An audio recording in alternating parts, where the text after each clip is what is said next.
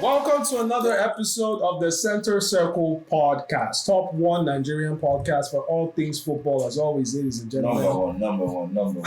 I'm your host, Patrick. I'm here with my bros. Chappie Chase is here with me. Troost is here with me. Top one speakers on anything football right here. Chappie, what's up? How you doing, bro? I'm good, man. It feels good. It was a great week. Great weekend. The Champions League final most especially. Bro, how can it not be a good week when you get to be a guy and you get to sit down with your bros and talk about football? I swear. This is a dream, bro. Troost, What's up? talk to me. What's up? How's it going? I mean, I'm good. Shout out to everybody watching the CenterCircle podcast. I'm happy to always be here every other week to share my perspective, interests, and just talk everything about it. Yeah, I mean, I'm happy to be here for reasons our audience knows, and for some reasons our audience do not know. Our audience do not know. But production knows. Production knows. The reasons why I like to be here. Yeah, every Wednesday. I look forward to it. Ladies and gentlemen, we've got a lot to get through today, but we'll start off nice and easy with the Nigeria World Cup Qualifiers. So I get to that time here where national teams start to stake their claim to having a place in the World Cup, and I always pay special interest in Nigeria. Of course, I love it when we do well. Of course, there's also this thing that always lives in my head because I think about the tournament and the World Cup. We have this as Africa, as a continent. We have this history with the World Cup where I can't wait till we break it. I can't wait to see an African nation win the World Cup. I can't wait to see an African nation in the semi-finals. You better calm down. I know. My ginger is get to the finals. But anyway, while like very, very far away from that, because now we're talking about the qualifiers. Nigeria has a couple of games this week. Next week, I thought. This week and next week. This week and next week. Thank you for that. How do you see us doing? Again, because bearing in mind, we've had a very, very decent outing in the Nations Cup. Of course, it was a little bit of a pain that we didn't win, especially for me, because I like to win. Sepon really doesn't do it for me. In fact, I sometimes I prefer, let me just be out immediately. But if I'm going to go far... Just like your Man U didn't win the please, for the last time, Hala Madrid. Brother, either get it or you don't get it. Anyway, just to finish up, so what do you guys like? What are your... Do you see Nigeria qualify? I know how you feel. But do you see Nigerian? Brother, there's no way to even comprehend Nigeria not qualifying for the World Cup, right? I mean, we are, especially at this point in time where you have Nigerian players all over the world. I believe in a very long time, this period within the last 1-2 years has seen the re-emergence of Nigerian talents across Europe and of course different from different parts of the world. We are in an all-time high of talents.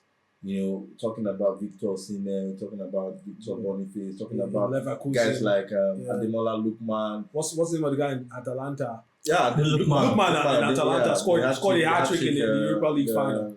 Hero at the Europa finals. They're talking about guys like Kelechi Iheanacho, who's coming back to the Premier League.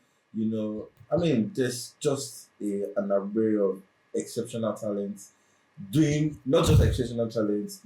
very well in the world right now, across the world, and it would be a disaster if these guys do not get to feature at the World Cup when they seemingly to be at their peak, right? So for me, it's a no-brainer that Nigeria should qualify. We play South Africa first, and we play Benin Republic. South Africa, of course, is our favorite foe, right? And Nigeria has always gotten the best of South Africa as far as history is concerned, and I expect that to be extended, especially now that it's not just a friendly game and everything; it's a competitive match, right? And there's a whole lot at stake.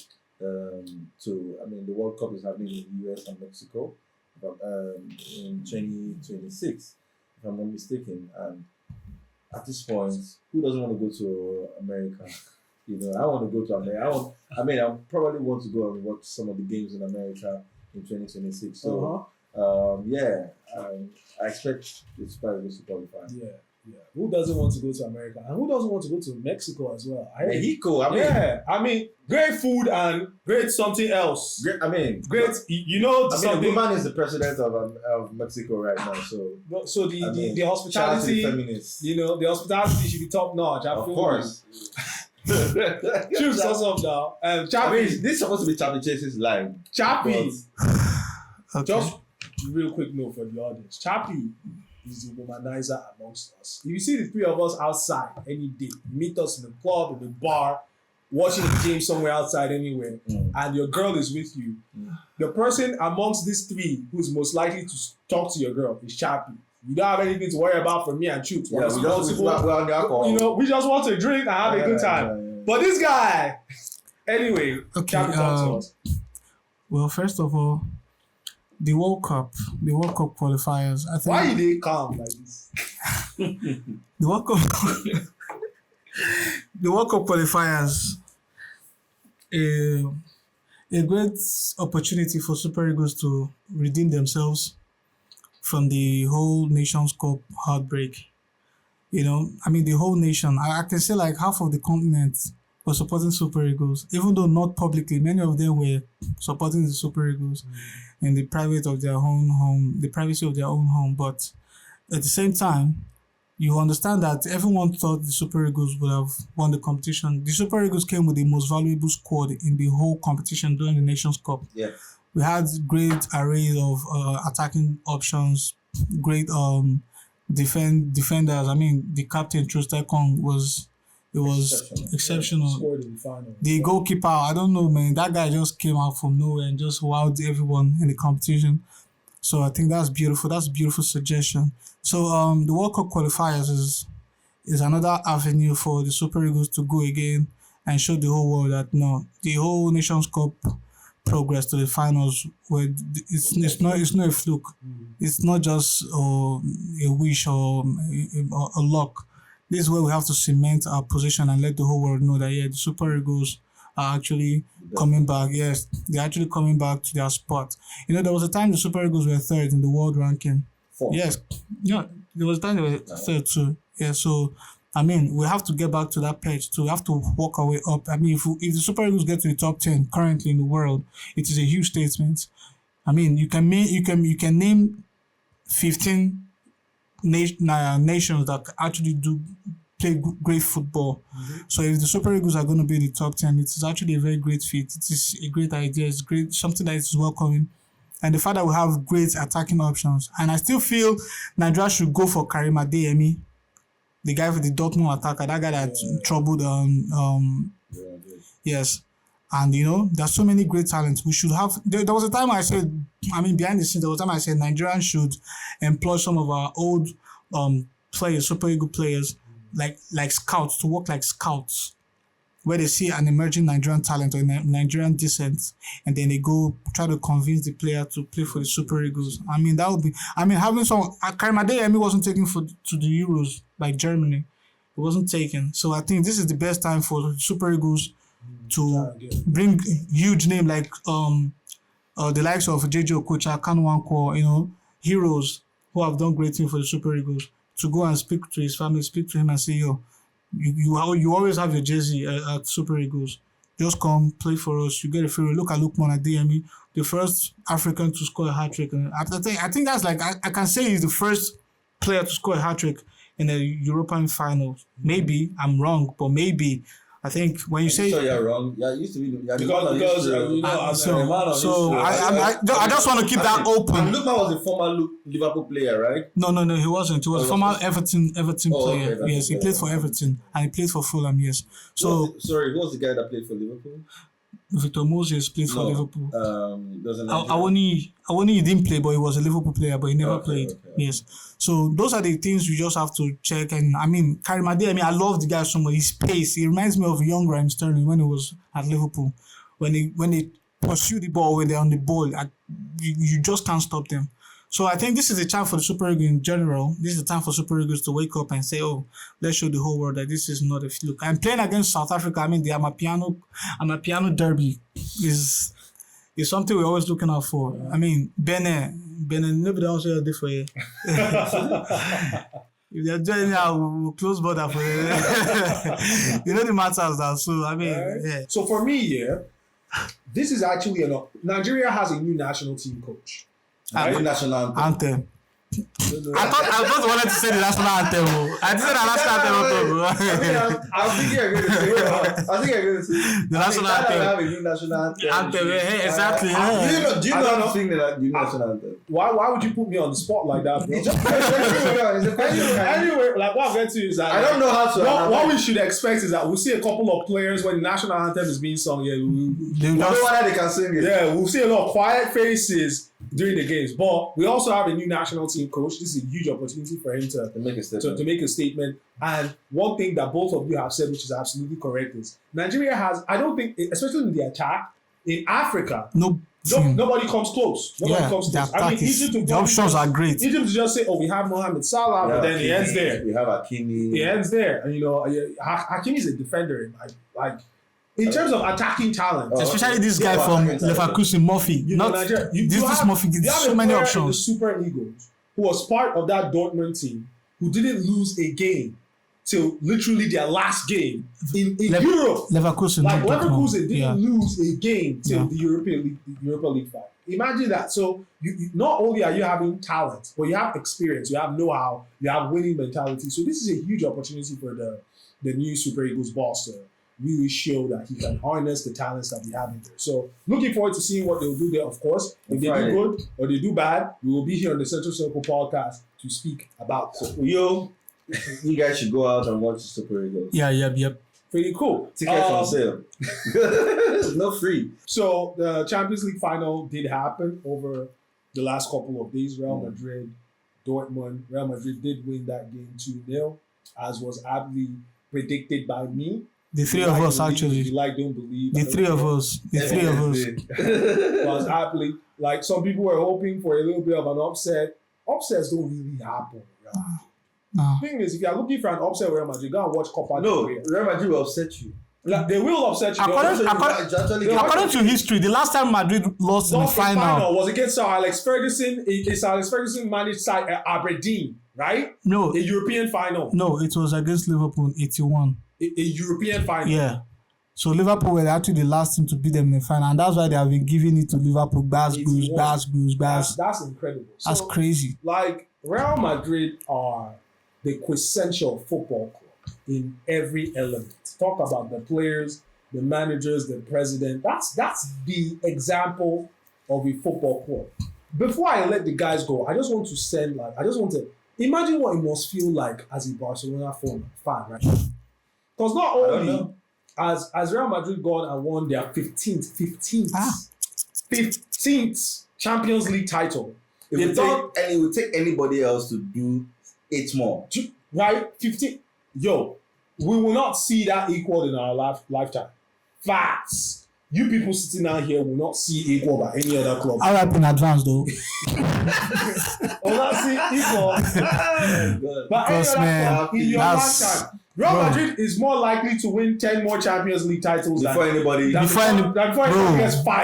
That's right? Crazy. That's a crazy feat. That is insane. So, and not only that, like Barcelona fans are looking now, they're seeing Real Madrid, another Champions League title, another. Imagine being Barcelona having to face this new Madrid every year. And then guess who's in the Bernabeu next season? Guess who's in the Kylian Mbappe. Kylian Mbappe. Well, my prayers are I'm sending my prayers to Atletico and Barcelona for the whole of next season and maybe the next 5 seasons. Sending prayers to their inbox. I swear, man. I'm super happy because it dispels what there's this mini, I've always felt it's an illusion that Barcelona are Real Madrid's biggest rivals just because they coincidentally happen to be in the same league and they've been successful in that league. That's the only way. Single-handedly because they had Lionel Messi. Okay, fair enough. But Barcelona as a football club is not on the level of Real Madrid. Yeah, no. Like, you're not mates. Nah. You just had a spell and you thought you were close. Yeah. But we're not close. They're not. They're not what? Why are you making use of we? Guy, you be United fan. Wait till they play now. Guy, wait till they soak. Guy, Yeah, United. Okay, what did you guys think of Champions League final? Thanks for pointing that out, No, bro. now. I mean, Champions League final. Why they wear two polo? Where one mode no idea. Like it was as expected, everybody who watches football knows the pedigree that Real Madrid brought into the game that day, and like we all said last time, it would be an upset, an unthinkable upset if Borussia Dortmund went on to win that final. I mean, as expected, Dortmund did all the playing, especially in the first half, right? But when it mattered the most, and that's what champions are made of, That's the stuff. Real Madrid took the lead, thanks to the goal by what's this guy's Cavaya. And of course, and then Vinicius scoring second Champions League final goal. I mean, I know you are very personally, you're very excited, Patrick, because you were all about in the 88th minute. By the 88th minute, wait, let me demonstrate you. In the 88 minutes, by 88th minute, 2 goals up. Real Madrid. Shout out to you. That was a very fantastic, very fantastic prediction. So give yourself some props for that. I should have gone. I should have pleased bet. I mean, but you didn't, so you're lost. But anyways, congratulations to Real Madrid. They have once again proven that they are indeed the best team since football was invented. Chappy, talk to me. So Real Madrid are actually a great side. They've played exceptional football for the past 20 years. They've been I don't know, history have actually been fair to them. There's never been an era in the Real Madrid history where they don't have great players, where they don't have great trophies and great talents. You see the likes of Di Stefano, there's so many great legends that have adorned the jersey of the Real Madrid.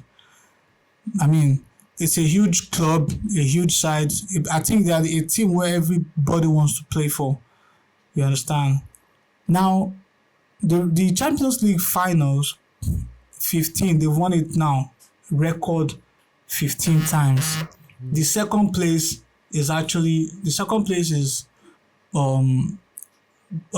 Milan and 7 with Bayern, their tie on 7.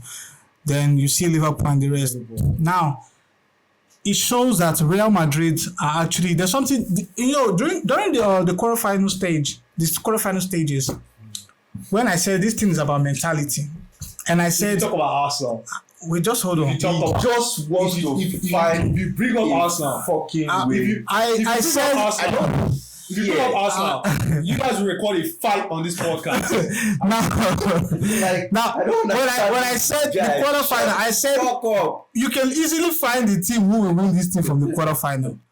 You will know the team that will go back home for the quarterfinals. This guy is ridiculous. And then when I said when you don't know how the final feels like, you don't know what it feels like to see the trophy close to you and walking side by side, like having a guard of honor for the trophy before playing your final game. How would you want to win it? Focus on the final. You guys were laughing. Dortmund. But now you see that Real Madrid are actually a team that they feel that Champions League is their birthright. They don't care if they lose their home league. I mean, although they won it this season, but they don't care. They just want to win the Champions League. They just want to be best amongst the other European team. You understand? Not like some team who went there and they thought they can. Chat, like, to be fair, think about Real Madrid. Yeah. Again, so I will say something that you guys came for me for, but I'll say it again. Florentino Perez was interviewed after the Champions League final win. And it was like, they asked him, what do you think? 15 Champions League titles, you've been president, you've seen a time where Real Madrid won the Champions League 3 times in a row. Do you understand how exceptional that is on its own? Look at Man City, how dominant they were. Won the treble. They've won the Premier League again this season. Could not. Won it 4 times. Yeah. 4 times in a row. Yes. Won the Premier League 4 times in a row. Won the treble last season. won the Champions League last season, could not replicate that this season. Could not. Real Madrid won the Champions League 3 times on the bounce, like that. I think it's 4 times. No, 3 times. Okay, yeah. You know, the last time they did 4 times. Real Madrid have actually done 4 times in a row, but that was at the that was in the 60s. And someone asked for it, Perez, like, you just won Champions League. What do you think? And he's like, we can't wait to get the 16th, right? Easy. We can't wait to get the 16th. So the point I'm trying to make is, it's the mentality. Exactly. It's a mentality. Like, look, Real Madrid have had a great season. Vinicius Jr. has been performing. You know, Bellingham has been performing. It's been such a great season. They won the league. But let me tell you, if Real Madrid lost the Champions League against Dortmund, you wouldn't know they won anything. You would not know they won anything. Because they wouldn't even make it. They would be distraught, right? And let me tell you facts. If Man United ended up in the Champions League final and lost, you'd hear from the topmost point of the board.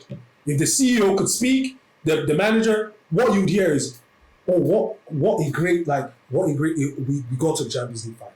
Okay, back to the Kylian Mbappe signing. It go hard. See, now back at the pity pass. You see that a Clasico? It is not a Clasico in the game. It's not a Clasico in the game.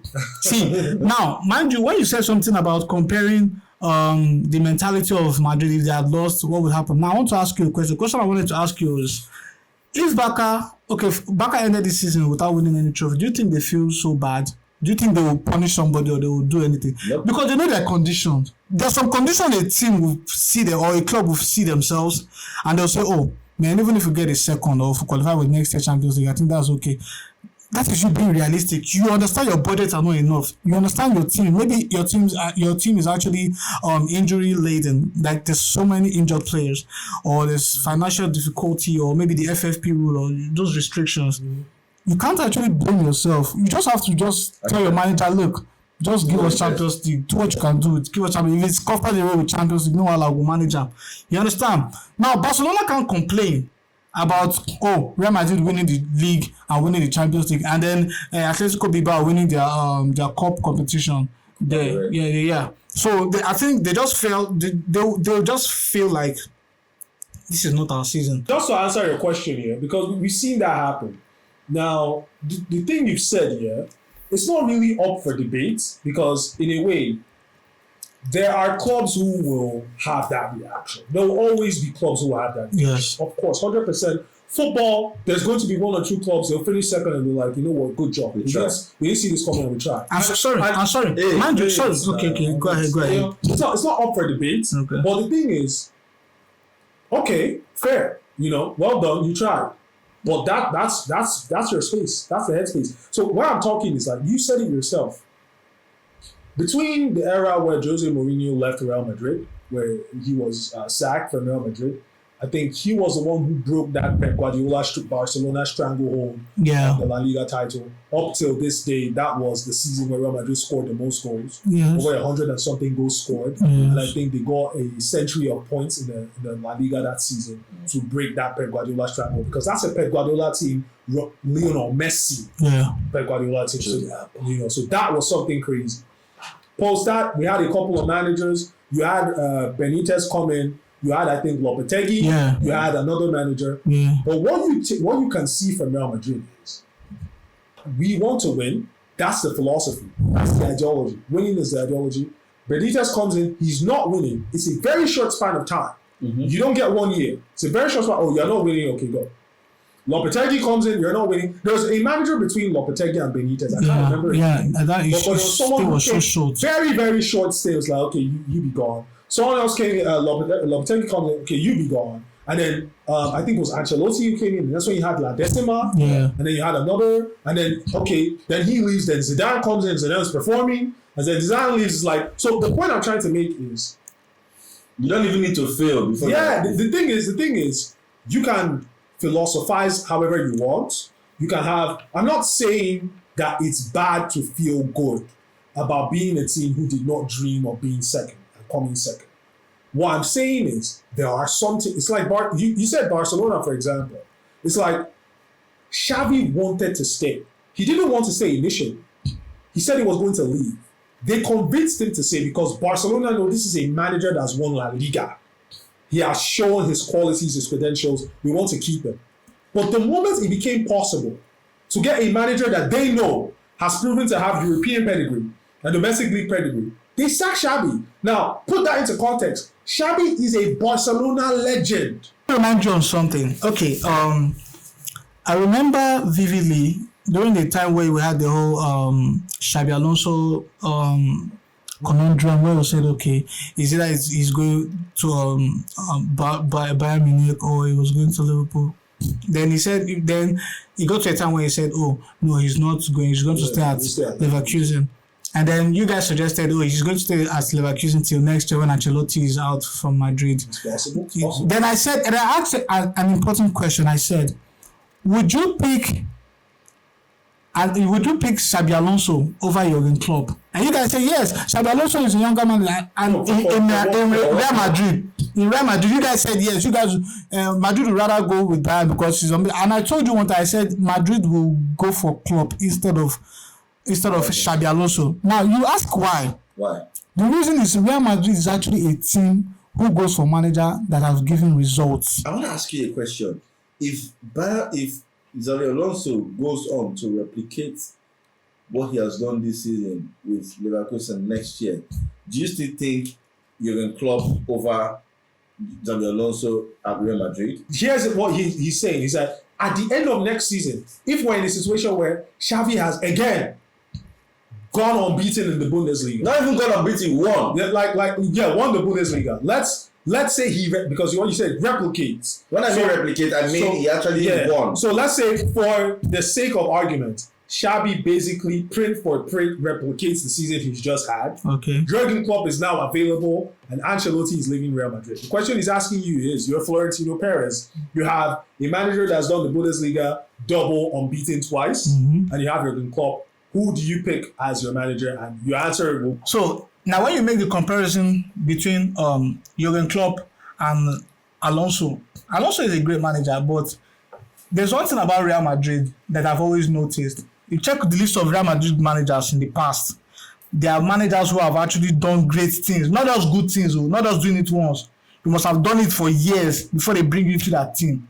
The reason why they went for even, what's this man?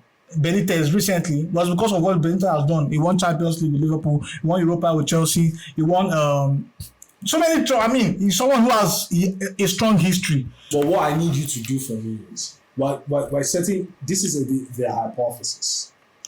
Xabi Alonso replicates the season he's had with if he will get the call over Klopp. If he get the call, okay, that's. But if he has a great season, but Bayern and Dortmund has better season, do you think they'll call him? Bro, we are not talking about better season. This guy they talk now. Why this guy they talk? Bayern Leverkusen goes on to win. You know even the struggle. Now not the struggle, bro. Let's see Arsenal fan specifically. You see if away from you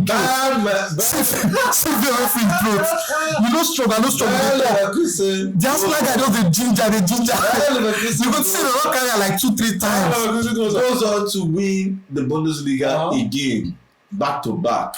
Okay. Right? That's the hypothesis. Manchester City are attempting to sue the Premier League, according to what we're hearing, for one of the 115 charges that have been levied against them by the Premier League. My lord, yes. So we have it's a very unprecedented situation. I don't think I've ever seen, if any one of you has ever seen before, where a club in the Premier League takes the Premier League to court, and not just taking them to court, but takes them to court on account of one of the rules the Premier League has made. That the team broke. And not just taking them to court on account of one of the rules that the Premier League made, but on account of one of the rules the Premier League made, post the Premier League levying charges against them for having broken rules on at least 115 separate cases. A little bit of detail on what we know thus far. We know that the Premier League is charging Manchester City for a breach of certain rules. We know that they are in breach of, according to the Premier League's accusation anyway, we know that they are accusing Man City of being in breach of not cooperating with investigations with them for about 2 or 3 years. We know that the Premier League is accusing Man City of being in breach of inflating figures for sponsorship deals. We know that the Premier League is accusing Man City of being in breach for not cooperating with financial fair play. And a host of other different allegations. The Premier League is not the first football body to have a legal dispute with Manchester City. They did have a legal dispute with UEFA a couple of years ago. But it is important to note that that legal dispute did not hold water in court, not because UEFA didn't have a case, but because UEFA rules are time-stamped, and the court declared that the time in which UEFA had a legitimate right to drag Man City to court had elapsed. The Premier League does not have such a case in terms of timestamp, and thus they can take Man City to court. Anyway, just before I get your thoughts, what Man City is taking the Premier League to court for is they're saying that, essentially, they're saying one of the Premier League rules states that if a sponsor wishes to inject money into a football club, any Premier League team, if a sponsor wishes to inject money into the football club, the Premier League has a right to review that sponsorship contract, to review the amount of money that the sponsor wants to put into the sponsorship club, and to approve it only if the Premier League deem it to be value for money. That is, if you're Aston Villa and you have a sponsor that wants to put X and X amount of figure into Aston Villa Football Club, I as a Premier League get to review that. And if I feel that the amount of money is a bit too much for a club of Aston Villa's value, given their reputation, their traditional reputation, how well their squad is, how well they're doing, whatever. If I deem it to be too much, then that deal cannot go through. Manchester City is saying that is unlawful. The Premier League should not have a right to that, and that goes against England's competitive rules when it comes to sports. So, again, I'll get you guys' thoughts. What do you think about this entire situation, basically? I mean, for me, the only thing I have to say is Manchester City as a member of the Premier League teams and whatever, did sign their signatories. Yeah, they were knowledgeable of what these rules and everything, and I believe they were signatory to it when it was enacted. You cannot get to the middle of a game and want to change the rules in favor of yourself.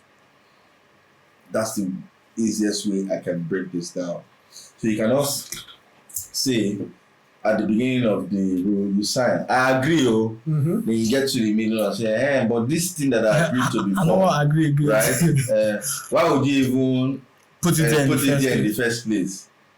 You could have, whatever Manchester City is doing now, they could have done at the point when they were signing this as part of a team that plays in the Premier League. Or even before the 115 charges. I mean, exactly. You get that is whatever the case may be, they should have.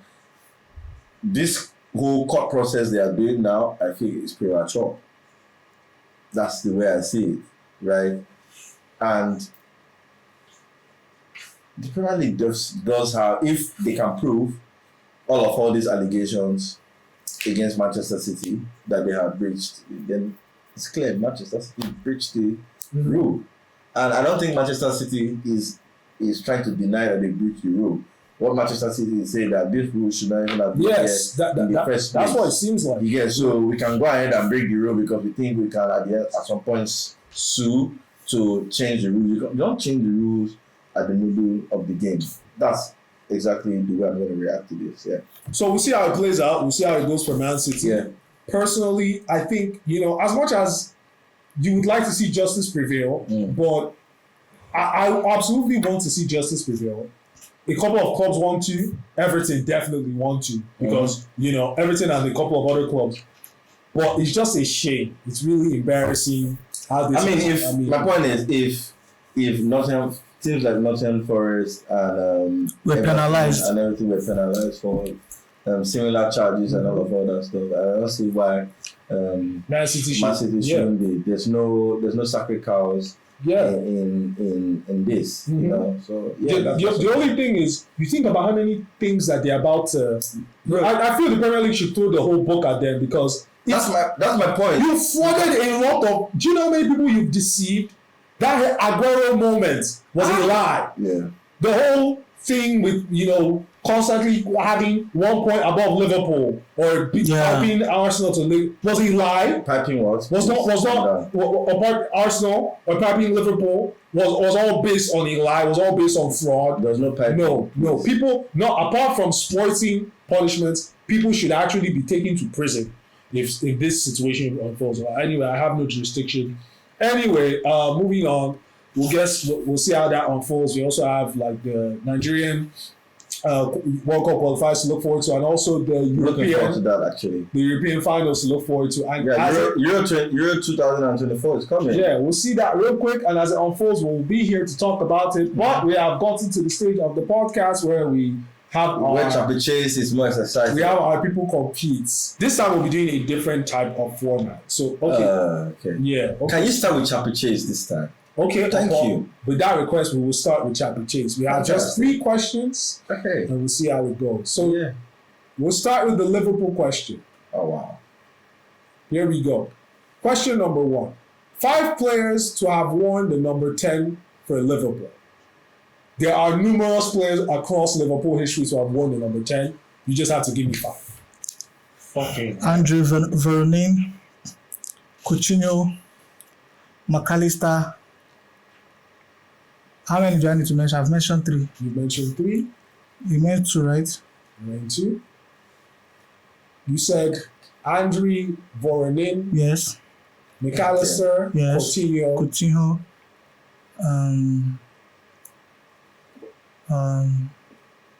Hold on. 20 seconds. Sadio Mane 4, 19. 18. 17.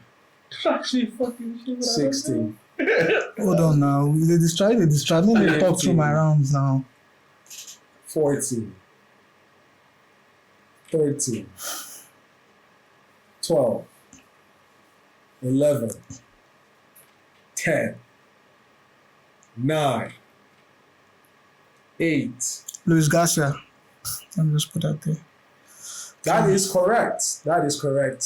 I have a list of more than 5, but you mentioned 5 players to have worn the number 10 jersey for Liverpool. Arsenal question. Don't ask me that shit because I don't know. No, fair. In which year did Arsenal move from Highbury to the Emirates Stadium? Now, let me tell you this before you answer this question. No, if you talk anything, you go to think the thing. Don't ask anything. Now you give me see. I don't ask her. You don't let it ask her. If you talk before I ask her, no. I answer simple. If you don't answer this question, Arsenal fans will look for you. Ojo don't do this thing. Better beat me, oh. Ojo do this thing. In what year did Arsenal move from Highbury to the Emirates Stadium? 2005. Wrong. The answer is 2006. I knew it was close. Yeah, but close, but 1-0 to Chappie. Liverpool question. I know it was between 05 and 06, but which 3 words are printed on the famous sign above the stairs leading to the football pitch? This is Anfield. Correct. This is Anfield. You don't let me finish the question. Crappy chase. What? Okay. Crappy chase. Arsenal question. Oh my God. What year did Arsenal win their first Premier League title? Shout out to you and yours.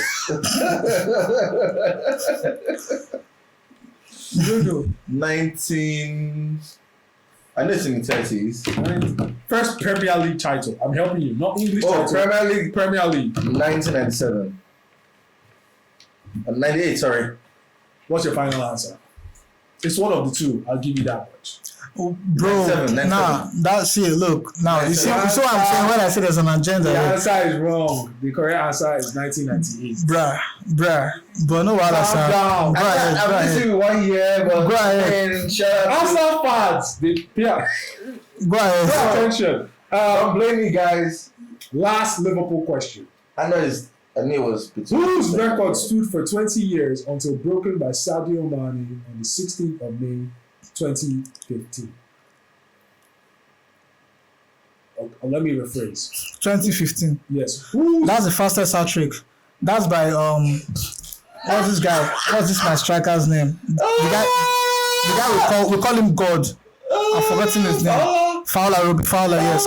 Fastest hat trick. I think he scored it against Southampton. Yes. Thereabout.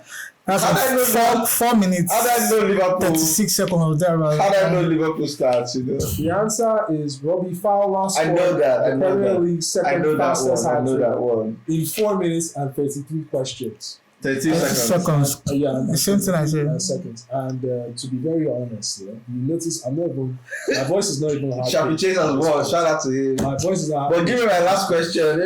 Chappie, apart like. Yo, give me my last question. Let me do my thing. Arsenal last question. Let me lose again. You know, Arsenal last question. Before Andre Arshavin, who was Arsenal's most expensive signing? Dude.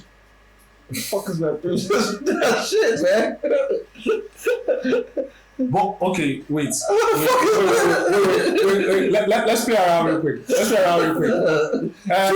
Chappie, who is Liverpool's current most expensive signing? Currently, yeah, that's Virgil van Dijk. Virgil van Dijk. Who was the most expensive signing before Virgil van Dijk? Before Virgil van Dijk, it was. Hold on. It was Naby Keita. Naby Keita, yes. Was it? Yes. Okay, who was it before Naby Keita? Before Naby Keita. We don't need to call. The point I'm trying to make is Chappie will probably do this. We get into the early 2000s. Anyway, the answer is Cillian Wiltord. Wiltord long. He was the most expensive. So we have a bonus question. Choose which clubs have never been relegated in England? Arsenal. Wait, hold on. How many clubs? Oh, okay, let me ask that question again. Which clubs have never been relegated in the Premier League since the top flight was rebranded in the 1992 campaign? I should name all of them. You can name, name 3. Everton, Arsenal, Manchester United. Thank you. You're welcome, my friend. Thank you very much. For a correct answer. Chappie, as a little bit of bonus, there are more than 3 clubs. Name 2 more.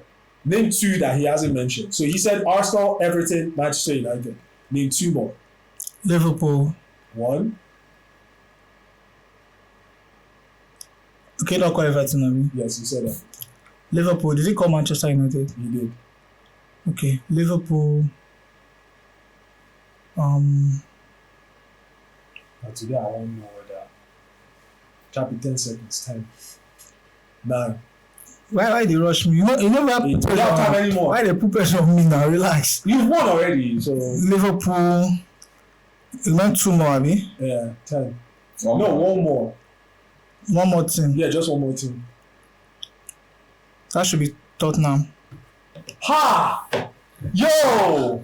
What's going on? Because it's actually correct though. Ladies and gentlemen, I have 6 teams here. Chuk said Arsenal, Everton, Manchester United. Chappie said Liverpool and Tottenham. And the only club that has gone unmentioned was Chelsea. Yeah, that's the only club. I wonder why he didn't mention. That's the only club that's gone unmentioned. That's a low-hanging fruit. Like if he had said Chelsea, it would even be more obvious. Ladies and gentlemen, this man doesn't mention the obvious. Ladies and gentlemen, we've come to the end of this episode of the CenterCircle Podcast.